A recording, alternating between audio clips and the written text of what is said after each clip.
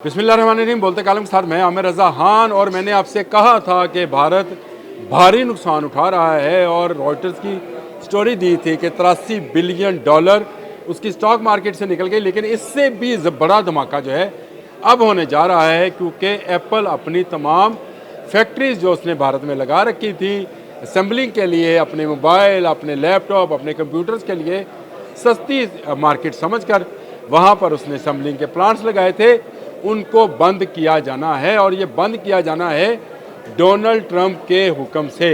अब आप समझें सारे सिनेरियो को, जो मौजूदा सूरत हाल के अंदर जिस तरह का तनाज़ा हुआ पाकिस्तान और भारत का, जिस तरह आलमी कुव्वतें उसमें कूदी, उसमें भारत का नुकसान ही नुकसान है और सबसे बड़ा नुकसान उसकी इकॉनमी को होगा। और हमारी तरफ से ये कहा गया था कि भारत पर जो है इकॉनमी उसकी मईशत पर जो है धचका लगेगा, और धचका लगा दिया गया। एप्पल का जाना भारत के सिलिकॉन वैली के ख्वाब को, जो उसने गुजरात के करीब बना रखी है, बड़ा धचका होगा।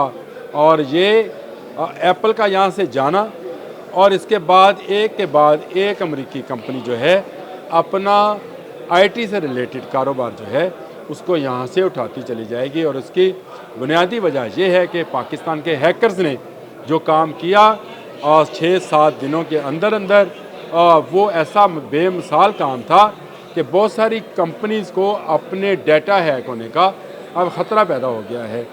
जो कंपनी भारत में सस्ते मज़दूर और सस्ते आईटी टेक्नीशियन समझकर जा रही थी, वो अब यहाँ से निकलना शुरू हो गई है। भारत में इस वक्त जो सबसे बड़ी इंडस्ट्री है वो सॉफ्टवेयर डेवलपिंग की इंडस्ट्री है, यानी सॉफ्टवेयर जो प्रोग्रामिंग है लोग वहाँ पे बनवाते हैं। इसके बाद वहाँ पे कंप्यूटर्स और मोबाइल्स की असेंबलिंग होती है। और चाइना को अच्छी खासी टक्कर दे रखी थी भारत ने, लेकिन मोदी की उस पॉलिसी पर, जिस पॉलिसी पर उसको समझ नहीं आती कि उसकी तसी पसंदाना पॉलिसी जो है उसके लिए ही और उसके लोगों के लिए ही और उसकी मईशत के लिए ही नुकसानदेह है। आए दिन बड़े से बड़ा खसारा भारत फेस करता चला जा रहा है।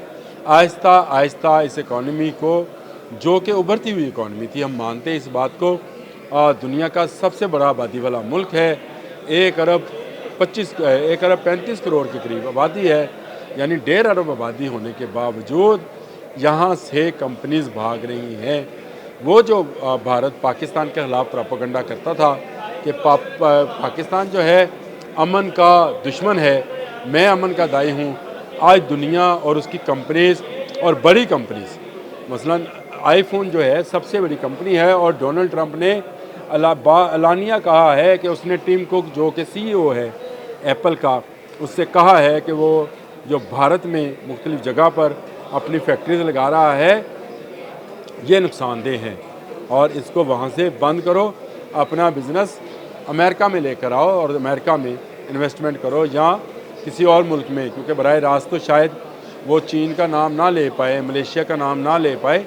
लेकिन ये वाज़ह है कि एक बड़ा जाइंट, एक बड़ा हाथी आईटी इंडस्ट्री का, मोबाइल इंडस्ट्री का, एप्पल जब भारत से अपना कदम उठाएगा तो फिर उसकी जगह जो खिलाफ पैदा होगा उसको पुल करने के लिए कोई दूसरी कंपनी दुनिया में मौजूद नहीं है। ना सिर्फ वहाँ मौजूद नहीं है बल्कि जो बाकी कंपनीज़ हैं वो भी यहाँ से चली जाएंगी।